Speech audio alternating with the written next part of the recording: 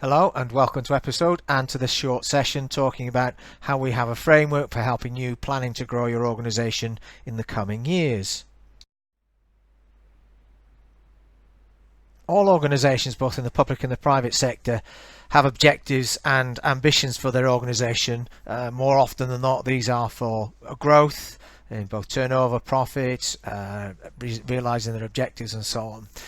This session is talking about the best mechanism we found to think about short, medium and long-term planning. So what we're going to do now is run through a series of slides describing the approach and ultimately what framework we think is best to facilitate this.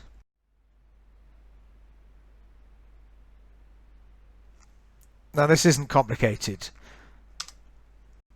Key to success is understanding what good looks like, what great looks like. So whenever we sit down with a client, the key starting point is, what is it you're trying to achieve?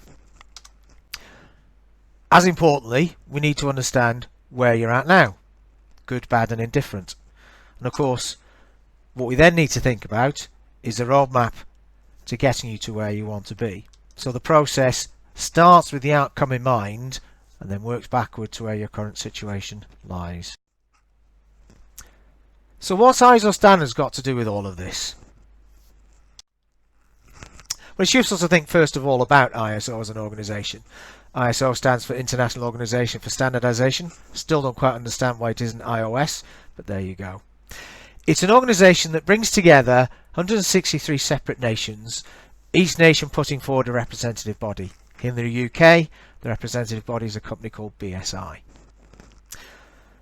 And what they do is bring experts together, and as you can see there, with the ambition to share best practice knowledge and develop not voluntary but nevertheless firm standards, frameworks, statements of expectation around the subject matter.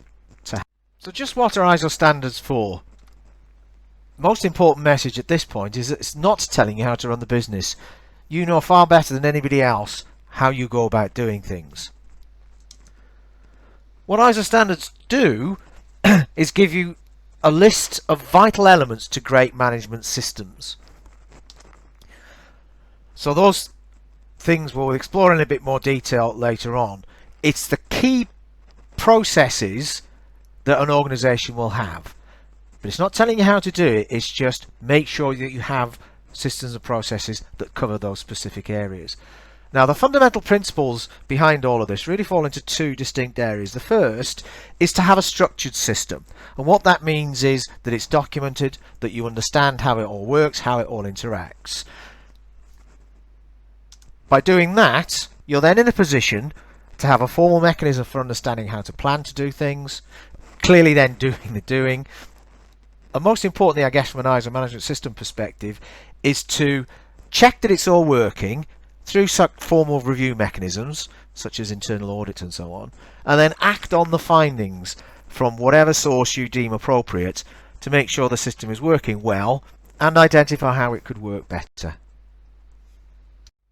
So all ISO based management system standards have the same structure to them, and this is intentional to make sure that you can integrate whatever systems you have in place, be it quality, health, safety, environment and so on. And they're listed for you on the right hand side, those 10 different sections of areas that you need to think about. And they in turn break down into two separate areas. The first is how you run the system itself. It's talking about the administration of the system. And in there it says there are certain things that any good or excellent management system must have, and as I say, these are common to all. They're listed, some of the key things are listed there for you. Any system manager will understand what this is all about. It's having checks and balances, it's about having prescribed ways of doing things such as internal audits and so on. The other half, of course, is the actual undertaking of the task in hand, and this will depend entirely on the standard we're talking about. Common to all of them is to understand those core systems and processes and document them, not necessarily by written word. Video is equally acceptable as one of our clients does. How they all interact, how you then control those important areas. What control mechanisms are in place from a quality perspective? Obviously quality control. From health and safety, how do you put risk assessments and risk mitigation plans in place, and so on. Now, the way we like to coach our clients about this is to think about how, if somebody was to join the business, what do they need to know? And the analogy we use is buying a television. You typically get 2 documents of the television, a quick start guide to get it plugged in and working. If you want to do more complicated and sophisticated things with it, you'll have a more detailed set of instructions. So think about the mix of those 2 that are needed within your organization. And while we're talking about all of this, I'm sure you'll have heard from one place or another that ISO are just a pain, they're a bind to the business, that they tie you down with paperwork that's really unnecessary. That's absolutely not the case. Done right, the systems work for you, not the other way around. And if you're to work with Episode, as we said before, our starting point always is, what is it you do and how you do it? Is it working for you? And what gaps are there to make it work better? So our advice when looking for a consultant is always meet them and understand how they go about it. And if they start talking about delivering you a document pack where you just insert your names on the top, be wary. That's more than likely going to be over engineered, because it's one size fits all approach, which simply doesn't work. You may not be a BP, so you don't need the level of intricacy that they will have in their system. So let's think briefly about the 3 standards that might well underlie all of this. They're listed there for you. They are global in their use, and there are mechanisms in place to ensure that if you have a recognised system in the UK, it's as valid and as robust as any system anywhere else in the world. For example, ISO 9001 has over 1.1 million organisations certified to it. So let's think a little bit more about the quality management standard itself. It forms a core for all of the management systems, and we talked earlier on about the 10 sections or clauses as such, and that's, as we mentioned earlier, trying to get some kind of consistency and robustness around how you administer the system. So we've got a list there on the left hand side of the things that need to be included within the system. Some key ones there. Context of the organisation is a really great starting point. What's being asked for there is think about the organisation. For that, think business planning or organisational planning. At a strategic level, what is it you're trying to do and how are you trying to do it? Who are the key stakeholders in all of this? At an organisational level, not down at health and safety or environmental level, but at an organisational level, what are the risks and opportunities, and so on. Should you work with Episode, our starting point is to understand, what do you currently do? What mechanisms do you currently have in place to manage and control the business? And with a lighter touch as possible, fill those gaps. Going back to what I said earlier, this isn't about imposing a whole load of mechanisms and procedures and systems on you where they're not necessary. It's a very pragmatic approach to making an effective management system for you. So let's think now briefly about environmental management. There are hundreds of thousands of organisations certified to this. Same principles apply. It's in terms of administering it, and we've covered those just now. What you need to think about from an environmental point of view is really what the organisation does or potentially could do that has an effect on the environment. And this falls into 2 areas. Those are the things that you do, they're called the environmental aspects, and what impact they have, they are known as the environmental impacts.